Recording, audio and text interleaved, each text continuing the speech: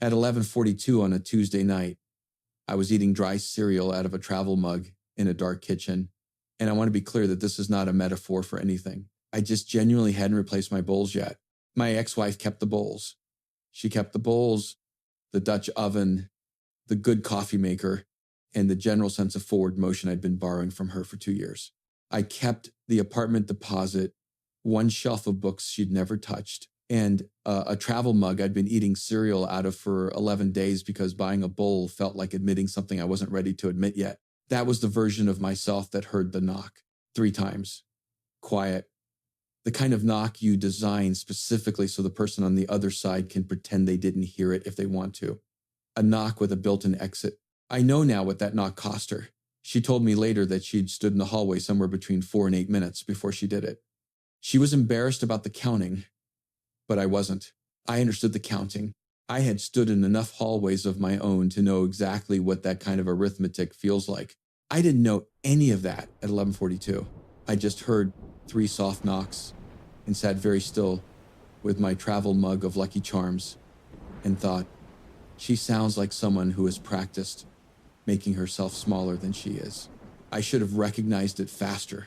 I'd spent 2 years doing the same thing, and it had taken me 11 days of cereal from a travel mug to start to understand that. Here is what I know now that I did not know then. The knock was not what I thought it was. I thought she needed something practical, a phone charger, the Wi-Fi password, some piece of information I had that she didn't. That's how I framed it to myself as I set down the mug and stood up in my dark kitchen. Logistical, neighborly, landlord things. I was wrong about all of it. The knock was not about trouble. It was about what happens when you have been keeping yourself so carefully intact for so many careful weeks that one ordinary Tuesday night you simply run out of the energy required to keep the performance going. I know that now. I also know I almost didn't open the door. Not because I didn't want to, but because I had spent 2 years learning not to want things I wasn't sure I was supposed to want. And old habits have a way of holding on even after you've already lost the thing you formed them for.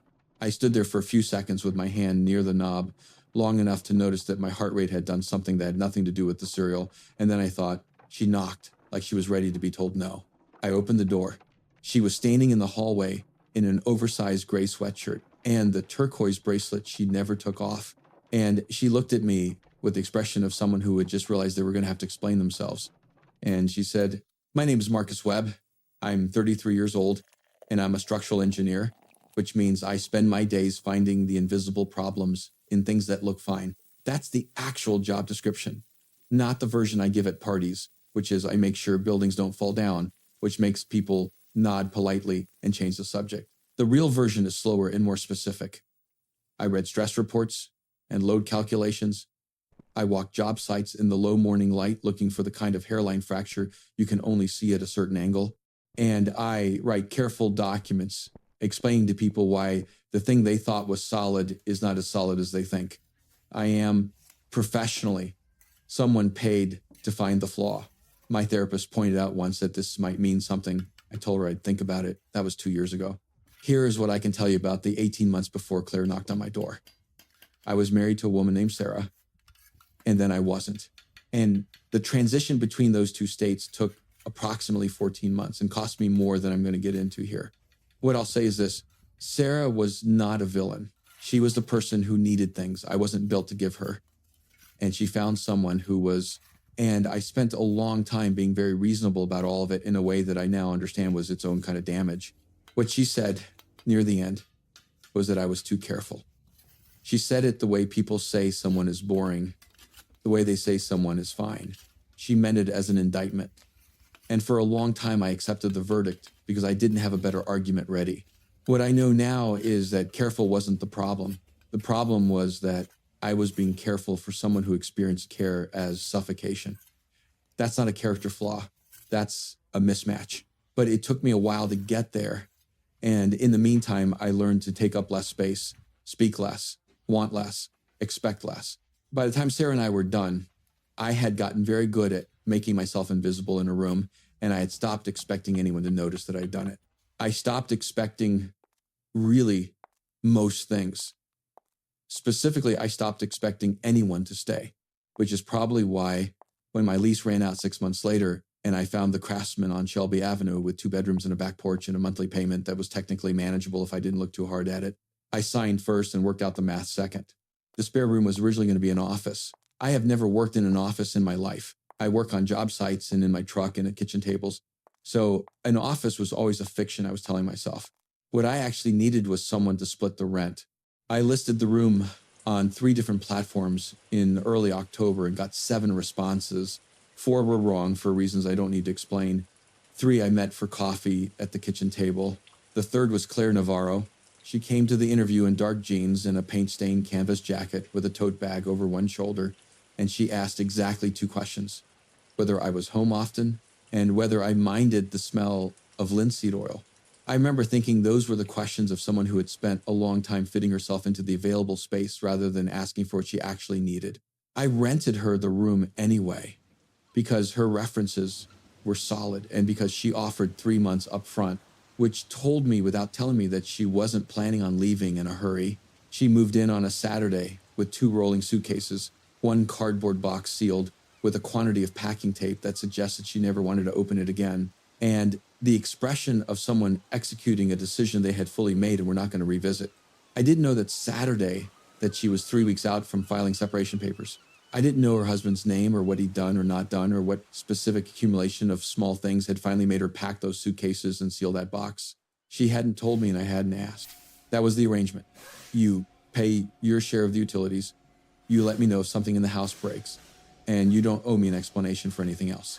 What I did know by the night she knocked on my door 3 weeks later was considerably more than she had actually said out loud. 3 weeks before the knock, on a Saturday morning in late October, I heard a car door close in the driveway and looked out the kitchen window and watched Claire Navarro pull 2 rolling suitcases out of the back seat of a silver Civic with the focused economy of someone who had packed that car alone and was going to unpack it alone and had already decided that was fine. She left the suitcases at the foot of the porch steps and went back to the car twice, once for the tote bag, once for the cardboard box. The box had so much packing tape on it that the original cardboard was barely visible underneath. She carried it with both arms, and her chin tilted slightly up, the way you carry something you don't want to put down because putting it down means something. I opened the front door before she could knock. "You didn't have to do that," she said. "The second porch step from the bottom is loose," I said. "Just so you know." She looked at the step, then at me. "Is that a structural opinion or a landlord opinion?" "Both," I said. "I'm going to fix it this weekend." She nodded like that was a reasonable answer and carried the box inside. That was the first exchange. I've thought about it since.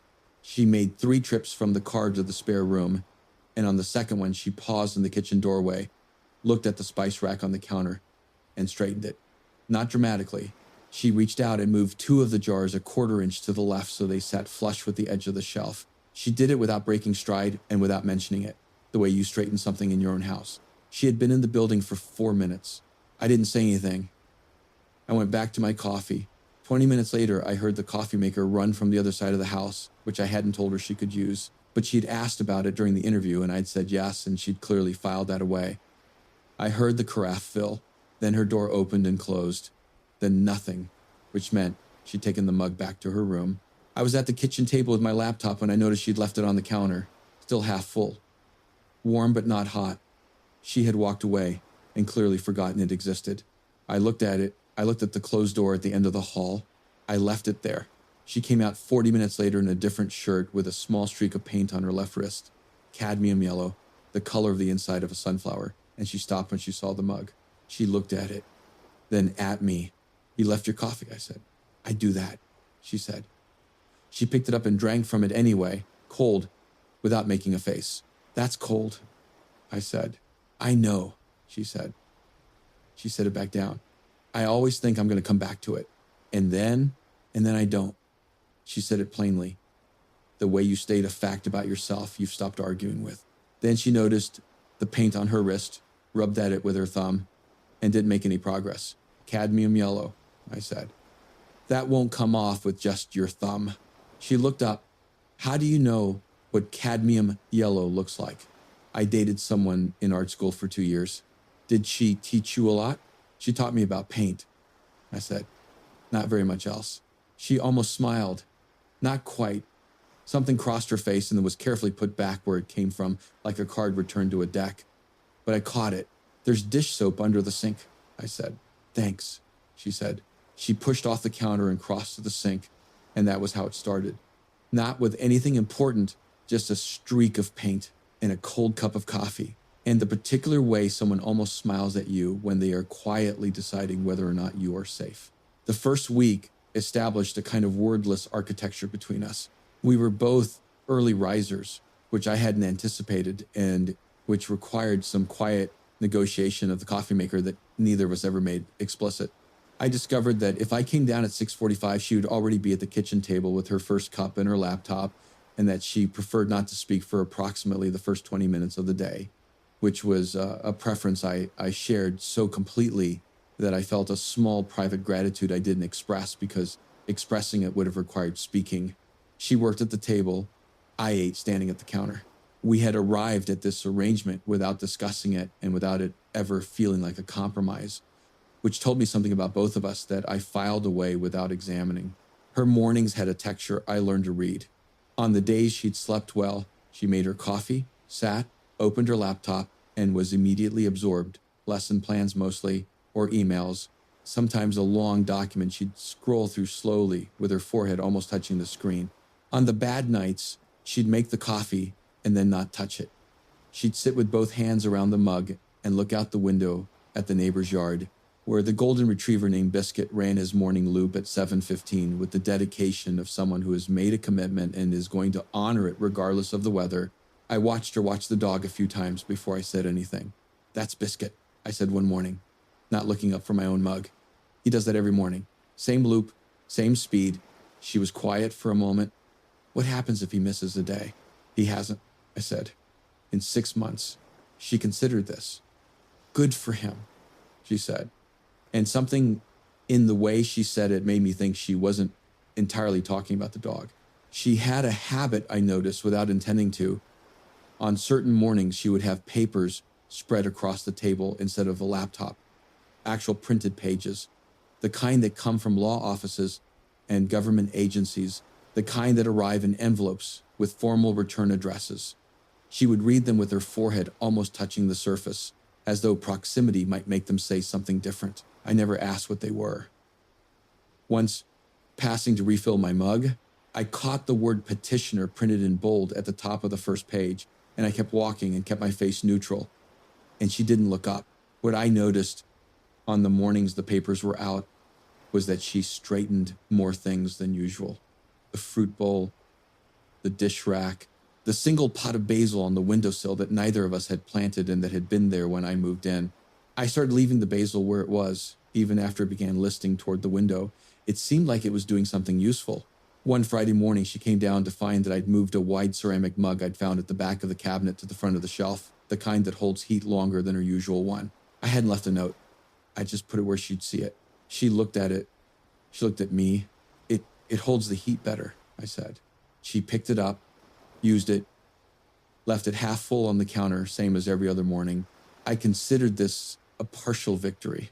About a week after she moved in, I was on the back porch at 9 p.m. with a book about bridge failures in the 1960s, which is exactly as gripping as it sounds. When I heard the screen door and looked up, and there she was. She was holding the ceramic mug, and she stopped just outside the doorway, like she'd expected the porch to be empty and wasn't sure about the protocol for finding it wasn't. You don't have to go back in, I said.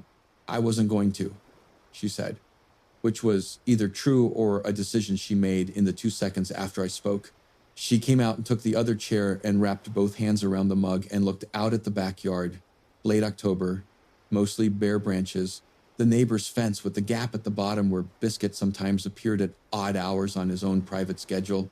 The string of patio lights above us ran between 2 posts I'd put in myself, warm yellow bulbs in a single line, and they made the porch feel like a different country from the rest of the house. Like the rules were slightly different out here. We sat in silence for a while, and the silence was comfortable enough that neither of us felt any particular need to apologize for it. Somewhere down the street, a car alarm went off briefly and then stopped. My breath was just starting to show in the cold. Does that hurt? She said. I looked up. She was looking at my left hand. where I'd been touching the scar along my palm without noticing it, the way I always did when I was thinking about something I hadn't said yet. "No," I said. "It's old. I just do that." "What happened?" I turned my hand over and looked at it. The scar ran from the base of my index finger down to my wrist, pale and slightly raised. "Rebar," I said, "on a job site about 2 years ago. I was checking a foundation pour and caught the edge wrong going past. 22 stitches. Was it bad?" "It was messy," I said, "but it was my fault. I knew the rebar was there. I just moved too fast anyway." She was quiet. "Why were you moving fast?" It was the right question, and it caught me off guard enough that I actually thought about the honest answer before giving it. "I was behind schedule," I said, "and I wanted to be done so I could be somewhere else. I was having a hard time at home and job sites were easier, so I was staying later and rushing to fit everything in." She didn't say anything to that. She just looked at my hand for another moment and then looked back at the yard, and I appreciated that she didn't offer a response to the part about home. It would have required me to say more, and I didn't have more ready. She seemed to understand that without being told. "Can I show you something?" she said. After a while, she took out her phone and scrolled and then turned it toward me. A photograph of a painting, large, maybe 4 feet across, oil on canvas, a landscape that wasn't quite a landscape, a broad, flat surface in burnt umber and raw sienna, ambiguous in the way the best paintings are ambiguous. And above it, a sky that was doing something unusual. Not stormy, not calm, but charged, the kind of sky that knows something the people underneath it haven't been told yet. "First painting I made that I actually liked," she said. "I'd been making paintings my husband understood for 2 years. Technically correct things. Nice things. Things that looked like paintings were supposed to look."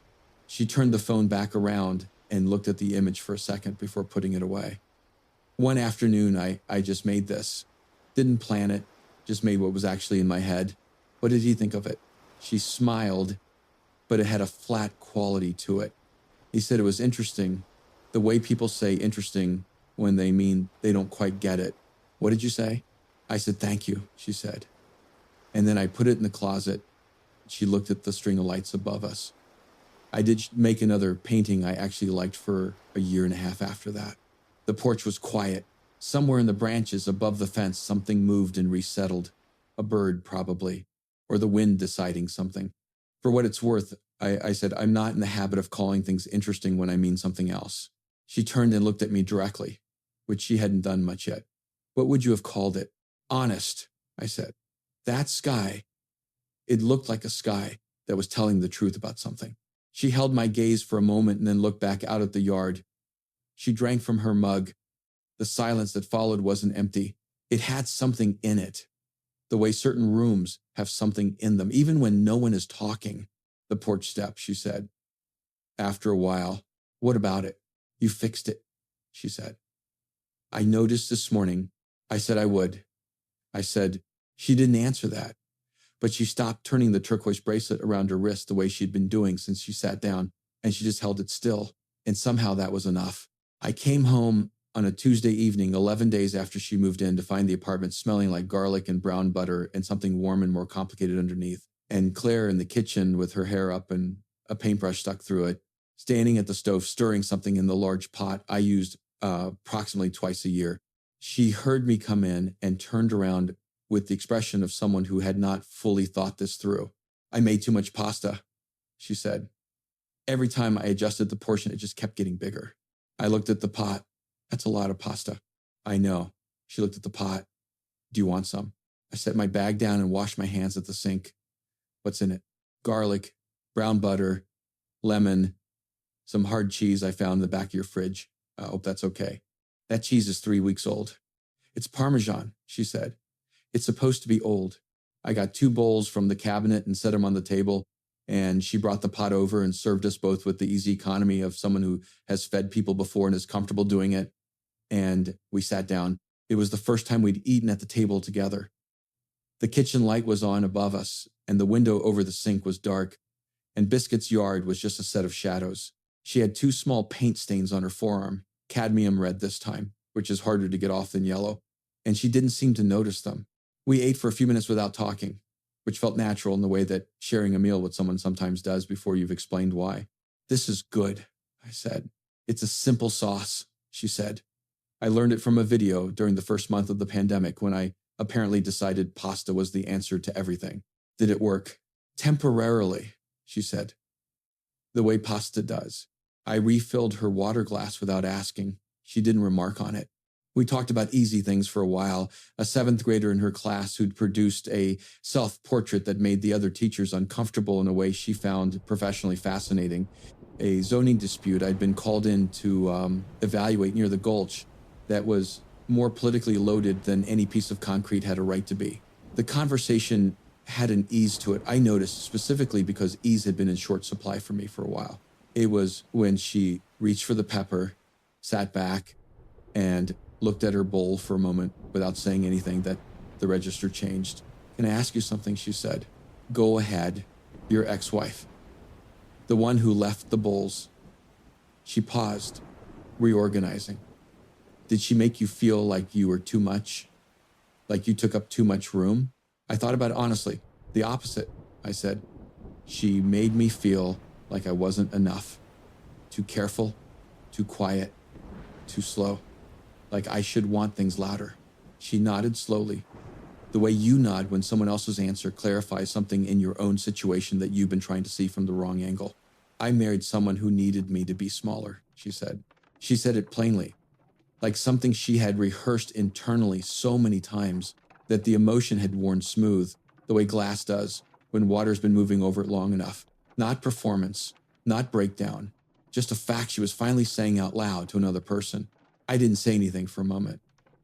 I let it sit on the table where she'd put it. "How long did it take you to see that clearly?" I said. "About 3 years to see it," she said. "About 6 more months after that to do anything about it. And then you did." She looked at me. "I'm sitting in your kitchen eating your 3-week-old Parmesan," she said. "So yes." There was a beat, and then that sharp, involuntary half laugh, the one I'd heard twice before, the one that came right before something real, and I watched her push it back down and take a drink of water instead. "I'm not sad about it," she said. "I want you to know that. In case I seem, I'm not sad. I'm something else. I just don't have the right word for it yet." "You don't have to have the word yet," I said. She looked at me, and this time she held it a beat longer than she usually did. "You're very good at not saying the wrong thing." "I say wrong things," I said. "I just usually wait long enough that the moment has passed." That got a real smile. Small but complete, not the almost smile from move-in day, but the actual version of it. It turned out to be the kind of smile that changes the light in a room slightly, that you find yourself carrying around afterward without intending to. We stayed at the table for an hour after the pasta was gone, talking about nothing particularly important, and when we finally said goodnight and she went to her room and I stood at the sink rinsing the bowls, I stood there longer than the rinsing required. It was her idea, technically. She knocked on my open bedroom door on a Thursday evening, 2 quiet knocks, which was different from her usual silence, and said the heat in her room wasn't working right and she was going to watch something in the living room, and did I mind? I didn't mind. I brought my laptop and took the armchair, and she took the couch with a blanket from her room, and she put on a documentary about deep-sea creatures that neither of us had chosen deliberately. And we watched it the way you watch something when the actual thing you're doing is sitting in the same room as another person without it needing to mean anything in particular. It was good for a while. The documentary was genuinely strange.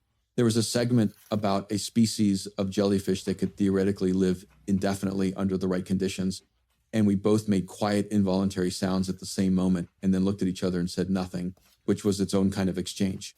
At some point, I noticed she'd gone quiet. I looked over.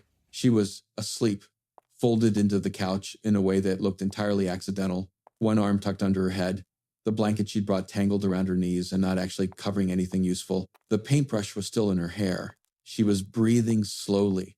I closed my laptop. I sat for a moment and looked at the ceiling, which felt like the appropriate place to look. Then I got up, went to the closet in the hallway where I kept an extra throw, dark gray, wool blend, actually warm, and I brought it back and spread it over her carefully without touching her, and then I stood there, 4 seconds, maybe 5.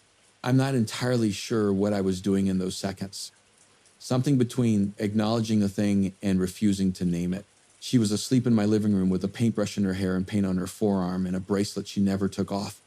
And she had told me she'd made herself smaller for someone for 3.5 years. And in the dark living room, with the television murmuring to itself, I was aware of something specific that I was not going to name. She opened her eyes. She looked at me with the immediate, unguarded focus of someone coming up from somewhere deep. Not startled, just present, suddenly, in a way that had no performance in it at all. We looked at each other for a moment. "You can sit back down," she said. Her voice was quiet. I sat back down in the armchair. She adjusted the blanket so it actually covered her and looked at the television for a moment and then closed her eyes again. I opened my laptop. Neither of us said anything else that night, and when she got up an hour later to go to her room, she said goodnight in her regular voice, and I said goodnight back, and that was it.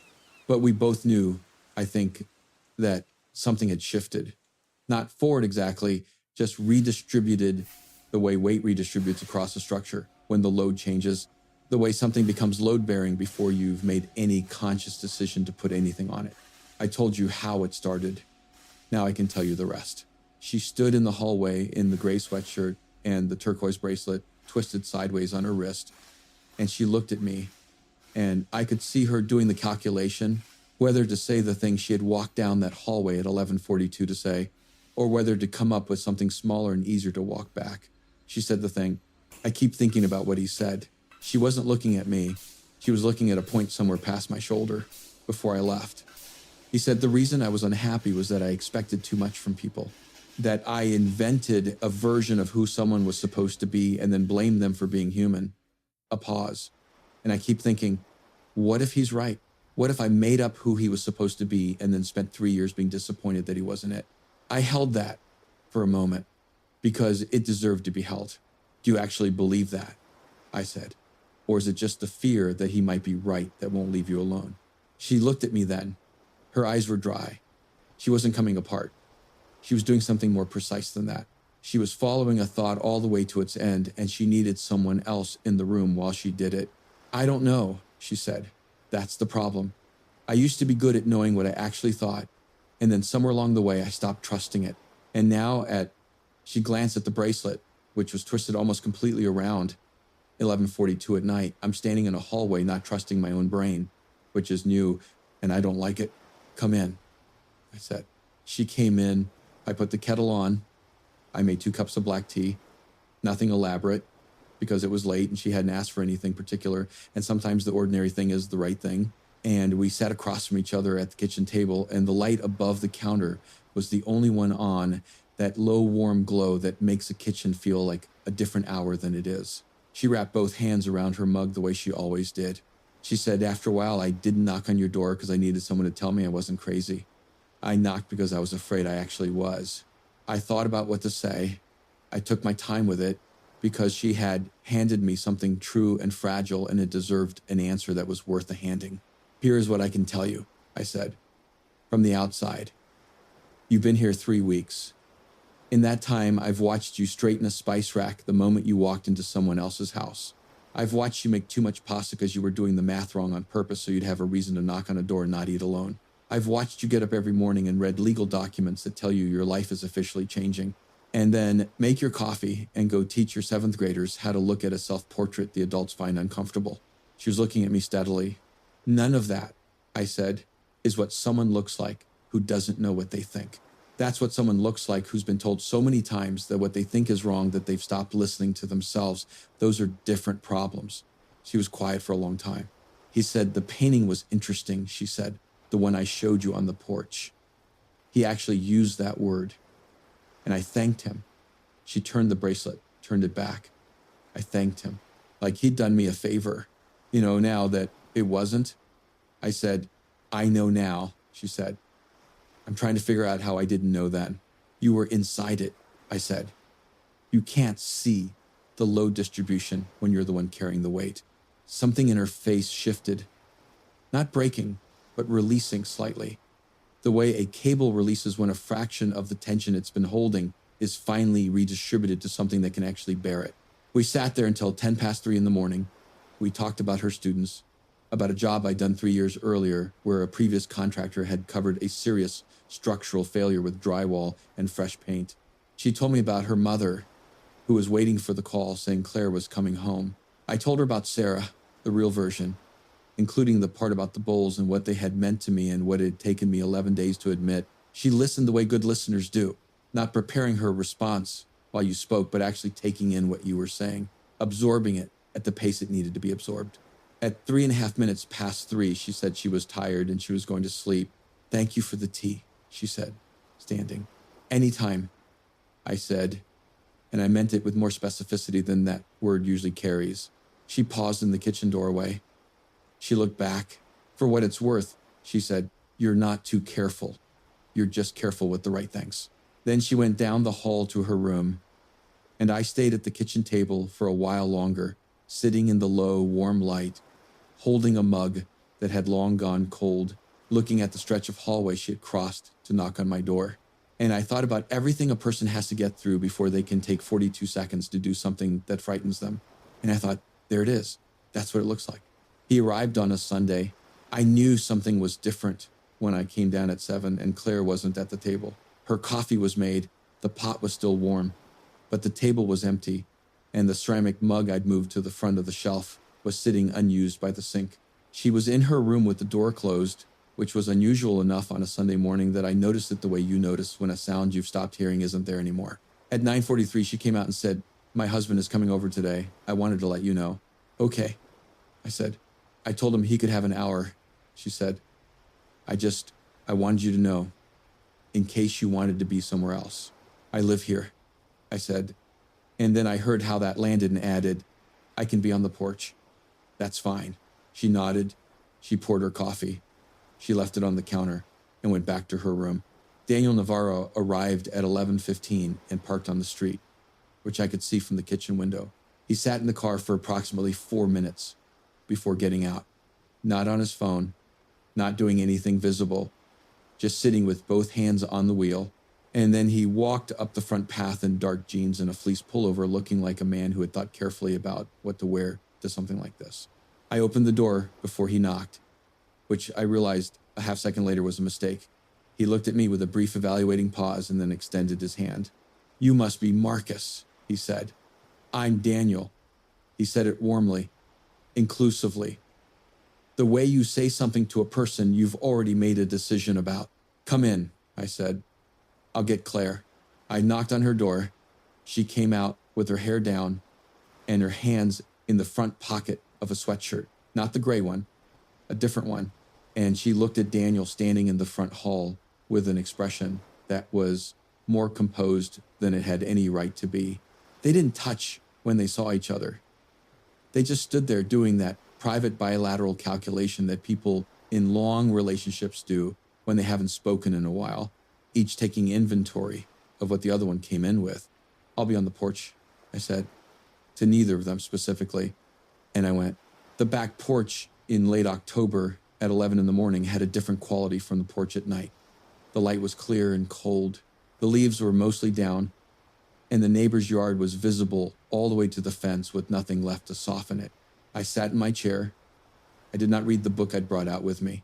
Through the kitchen window, I could hear them the way you hear a room without being able to make out words. The low, even murmur of Daniel's voice, which ran in longer, continuous stretches, and Claire's, which came in shorter intervals and stopped. His was the voice of someone delivering a prepared position.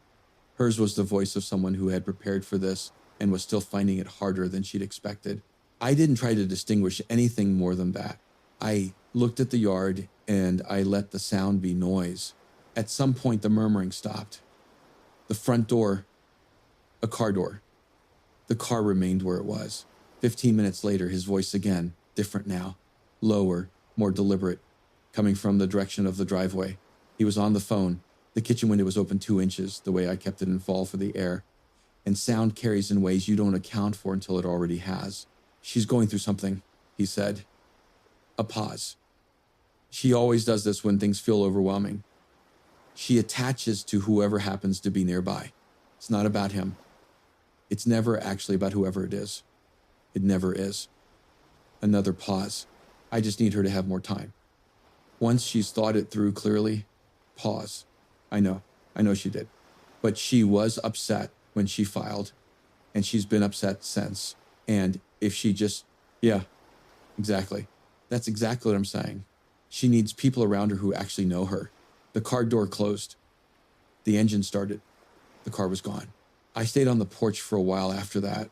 The cold had come up while I wasn't paying attention, and I sat in it without going inside, looking at the bare yard and the neighbor's fence and the gap at the bottom where Biscuit sometimes appeared. And I thought about the specific vocabulary of a man who has learned to describe his wife's clarity as confusion and his own persuasion as concern. I thought about it for a long time. The 3 days that followed were a different kind of quiet from the quiet we'd built together. The good quiet had been two people choosing not to fill space because the space between them felt easy. This had weight to it. She was in the house. I heard her in the kitchen, heard the coffee maker, heard her door open and close, but the choreography we'd settled into was gone. She ate at different times.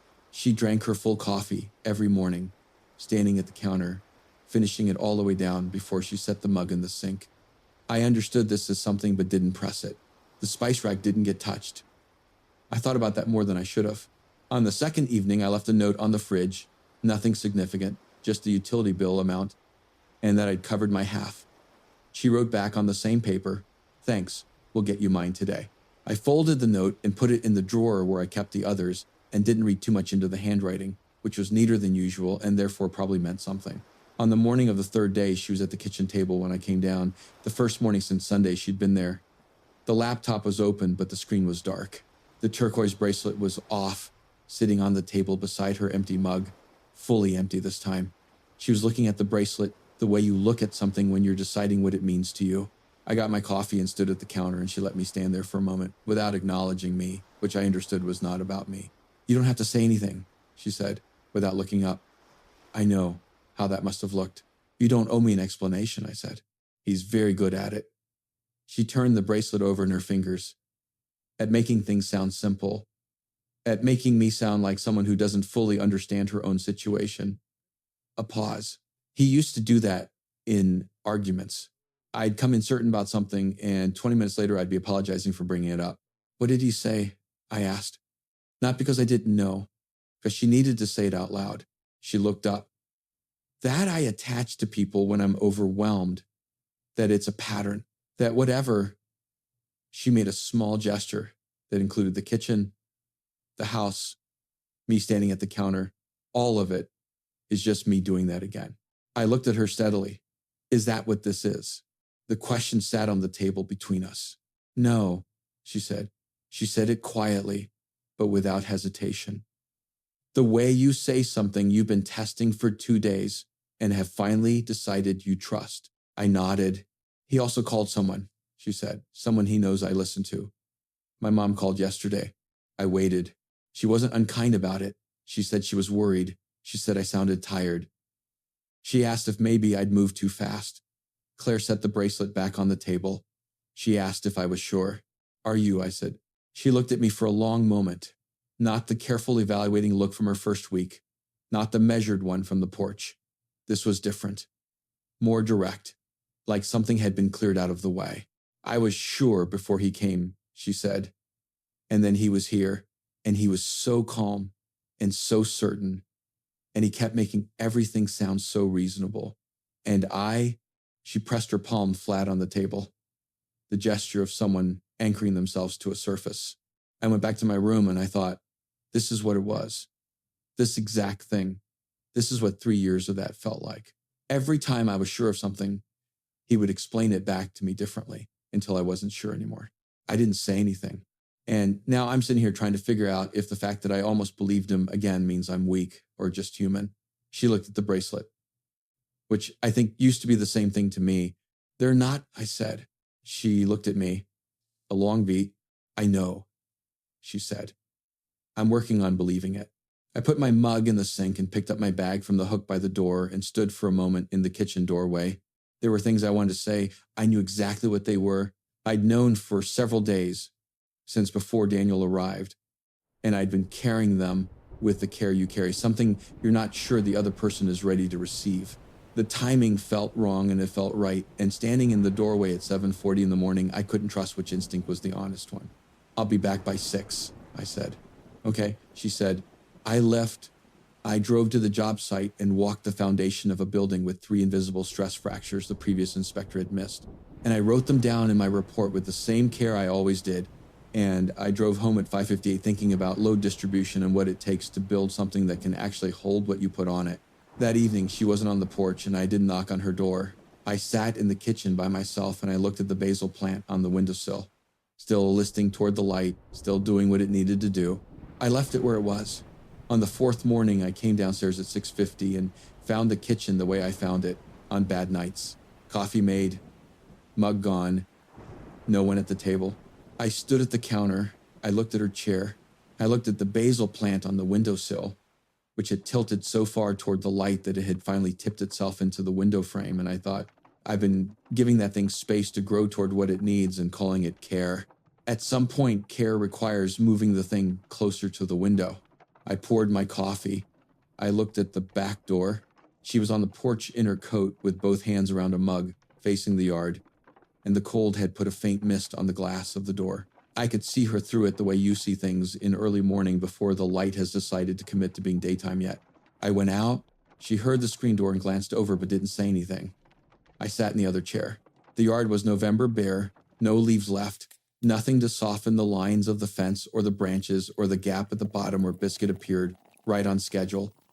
Indifferent to the temperature, running his morning loop with the same focused consistency I had spent 4 days privately envying. We sat. The silence had weight to it. The good silences we'd shared out here had been easy, 2 people comfortable in the same space. No unfinished business between them.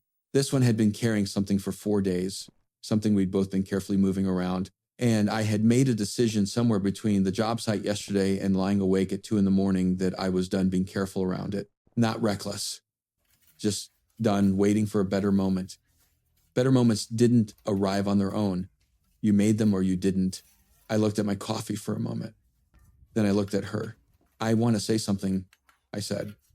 And I need you to hear what I'm actually saying. Not the version of it that sounds like something you've already been told. She was looking at the yard. Her hands tightened slightly on the mug. I'm not asking you to choose me, I said. I want to be clear about that first. I'm not saying this because I need something from you, and I'm not saying it because I expect anything back. I'm saying it because 4 days ago someone stood in your driveway and described you to someone else, and the description was that you don't actually know what you want, that you attach to whoever's nearby, that what you're feeling isn't real because he's decided it isn't. I stopped. Let that land. And I need you to know that I don't believe any of that. I think you know exactly what you want. I think you've known it for a long time and you've been waiting for it to be safe enough to let yourself know it. I looked at her directly. So I'm asking, not for me. What do you want? The yard was quiet. Biscuit finished his loop and disappeared back through the gap in the fence. She didn't answer right away. She looked down at the mug in her hands. Cold by now, I could tell by the way she was holding it, no longer for warmth, just for something to hold, and she turned the turquoise bracelet around her wrist once, then back. I'd watched her do that calculation before, but this wasn't the one about whether I was safe. That question had been answered weeks ago in a kitchen at 3 a.m, in a documentary about jellyfish, in a mug of cold coffee she drank anyway. This was the question underneath that one. She set the mug down on the arm of the chair. She stood up. She crossed the 4 feet between our chairs and stood in front of me, and I looked up at her in the cold November light, and she said, Marcus, just that, just my name. The way she said it, it contained everything she decided, all of it in 2 syllables, like she'd been working out for a long time how to say the thing and had finally understood that my name was the whole sentence. Can I kiss you? I said. She held my eyes for exactly 1 second. I thought you'd never ask, she said. I stood up. I've thought about what a person could write here, the things that might seem expected at this point in a story like this one. But the truth is, some things don't need to be described. They need to be witnessed, and then, let alone, description is what you reach for when you're trying to convince someone something was real. I'm not trying to convince anyone of anything. Here is what I can tell you. It was cold, and the string of patio lights above us had been off all morning because I'd forgotten to turn them on. And she had a small dried streak of paint on the cuff of her coat from the night before. And when she looked at me right before I kissed her, she wasn't performing anything. She was just there, completely there, in the way she had been there since a Tuesday night at 11:42, when she'd knocked 3 times on my door like someone who's ready to be told no. And neither was I. For the first time in a long time, I wasn't performing anything at all. Afterward, she leaned her forehead against the side of my jaw, and we stood there in the cold for a while, and she said quietly, more to the air than to me, I knew it was real. I know. I said, I just needed to let myself know it, she said. I put my arm around her, and she turned into it. And we stood on the back porch while the yard sat bare and the light kept making up its mind. And I thought, this is what it feels like when something holds. When you've checked the tolerances and done the work and stood inside the structure and it holds. Not because it's perfect, not because there are no fractures, because it was built carefully by 2 people who understood what they were building, and it holds. She pulled back after a while and looked at me, and something was different about her face. Not changed, but uncovered. The same face she'd been making since move-in day, just with something finally removed from in front of it. The painting, taken out of the closet, hung up where the light could reach it. You left your mug out here, I said. It's cold. She looked at the mug on the arm of the chair, then at me. You're going to heat it up, aren't you? I was going to offer. I said, see, she said. That's exactly what I mean. She picked up the mug and I held the screen door open, and she went inside first, and I followed her into the warm kitchen, and the basil was on the windowsill doing its patient work toward the light. And I put her mug in the microwave, and she stood at the counter and watched me do it. And neither of us said anything. And that was exactly right. 8 months later, early June, the kind of Nashville morning where the air already has heat in it by 8 o'clock, where summer has stopped being polite and moved in for good. The yard was transformed, trees full, branches thick. The maple above the fence so dense that Biscuit's morning loop had become a matter of sound before sight. The crunch and rustle completing the perimeter before the dog himself appeared. The back porch in summer felt different from the back porch in November. More enclosed, more like somewhere that belonged to us. She was on the porch with a canvas propped against the railing, 16 by 20, the kind you carry under your arm. And she'd been fighting it all week in the way she sometimes fought paintings. Leave it alone for 2 days, come back hard, leave it alone again. She had Naples yellow on her left forearm, that pale, warm color, the shade of afternoon light not quite ready to turn gold. And she was looking at the canvas with the expression of someone who is not done yet and knows it and is okay with that. I brought 2 coffees out. She took hers without looking up and drank from it. Actually drank all the way down, not the half cup and forget that had been her pattern for so long it had become a kind of language between us. She'd been doing that lately, finishing things. And I'd started noticing when it happened in the way you notice the return of something you'd stopped expecting. Careful not to make too much of it. And failing at that slightly, we sat in the morning heat, she with her painting and me with a book I'd been meaning to read for a month.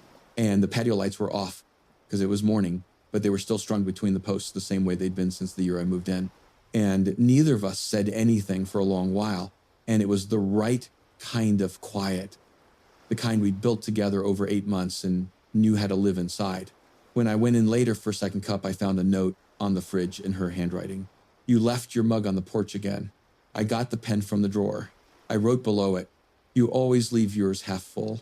I put the note back on the fridge, poured my coffee, went back outside. She was still working on the painting. Biscuit was finishing his loop. The summer kept doing what summer does. An hour or so later, I heard her come inside. The fridge, the pen, the fridge door closing. Then she was back on the porch. I waited a few minutes before I went to look. Below my line, she had written, you always finish it. She had left the pen on the counter.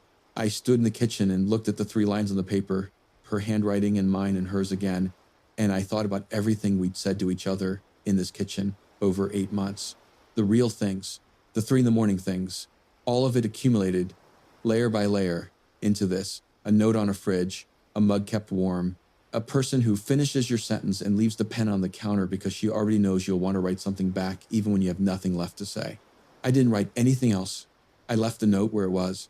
Here's what I know now that I didn't know the night she knocked on my door. Being careful with someone isn't the same as being afraid of them. I spent 2 years believing those were the same thing.